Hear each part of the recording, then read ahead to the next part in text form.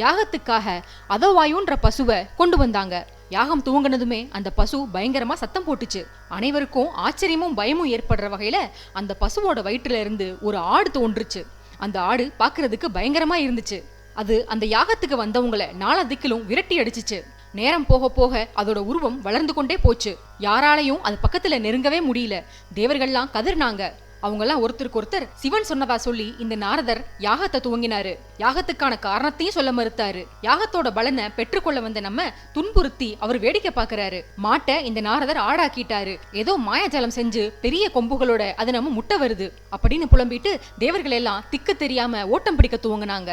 இதையெல்லாம் பார்த்த நாரதர், நான் என்ன தப்பு செஞ்சேன்? எல்லாரையும் கலாட்டா செய்யறவன் நான் தான். இந்த சிவபெருமான் என்னையே கதிகலங்க செஞ்சுட்டாரே அப்படின்னு நினைச்சு அங்கிருந்து தப்பிச்சா போதும்னு அவரும் ஓட தொடங்கினாரு.